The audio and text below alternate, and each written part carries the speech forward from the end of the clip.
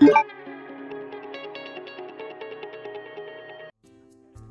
guys, Dim Gaming here, and as the title of the video suggests, we're going to be talking about Ready or Not and the 1.0 release. Overall, I think it's been quite a smooth launch. Yes, there are some bugs, but they do seem to be doing a good job of bringing regular patches. As far as coming out of early access goes, they did a pretty decent job. They've added so much to it. The PD is totally changed and it looks more like an actual police station. It's really good. You get a single player career mode, more guns, more AI overhauls, things like that. The list goes on. All in all, how does it play though? Still plays like Ready or Not, as it always has done. A lot of the mechanics are still exactly the same and stuff. They've just added a lot to it and tweaked a few things. First off, we got a whole bunch of new maps, including the one I'm playing in the background. You basically start off in a farm and it's a giant tunnel network, kind of like the first Sicario movie. If you haven't seen that movie, go and do it. It's fantastic. We also get quite a controversial school map. I know that it was slated to be released quite a while ago, but now it's here. I haven't played it yet, but I'm looking forward to doing it. And we get a couple of other maps, and a whole bunch of maps, including the dealership, have been overhauled. And that was really good to start off with. It's even better now. So I would go and check that one out if I were you.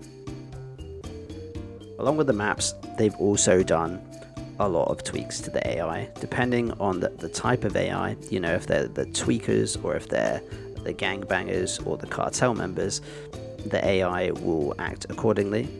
They'll be a lot more sketchy if they're the tweakers, and then if they're more like the armed militar, they're basically trained as such, so they act more like trained people with guns and armor, so it makes it quite interesting. You kind of have to play differently depending on the type of situation and the type of enemy that you're coming up against. It's really interesting. It was already like that, but they've expanded on it with the AI, and it's even better now. If I'm honest though, one of my favourite additions is the fact it's technically a tactical phone. You hold tab and it basically brings your objectives down. You physically can see a phone. You can then play the mission brief as well, which is really cool. You can see what kit your friends have got or your AI have got. You can see their condition. You can also view their camera's full screen on the phone, and you can also get a rough layout of the map. It's really interesting, and it makes it a lot more realistic.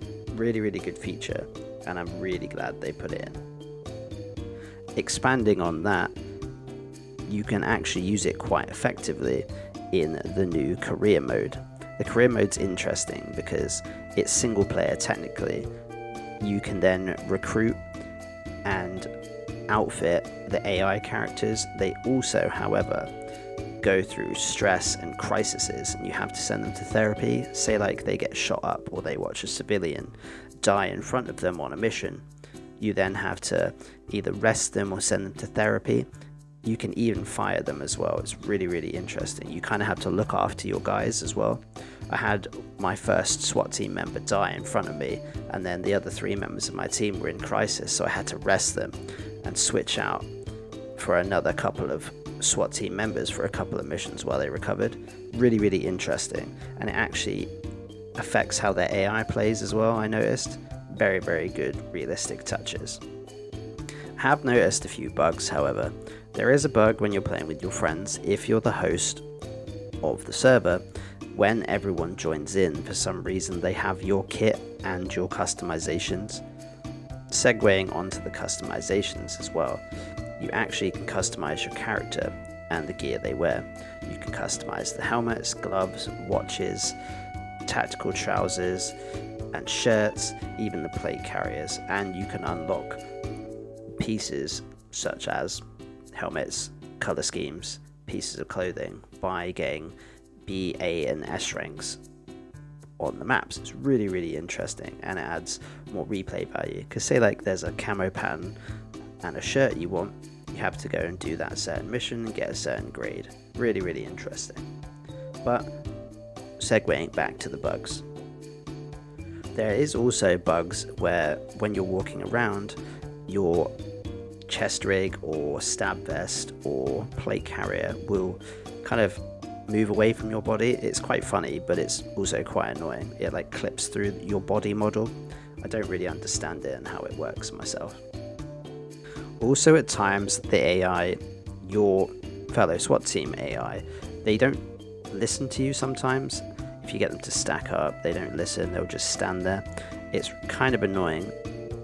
Also as well, there are new commands where you can make suspects surrender, and you can make them kind of walk to you while they're on their knees. A lot of the time they don't actually do it as well. I don't know if that's just the AI bugging or it's been programmed in that they're stubborn. So I'm not sure if I'm going to count that or not, but still kind of annoying. But if I had to sum up the release of Ready or Not 1.0 and it coming out of early access, I'd have to say it's been pretty successful.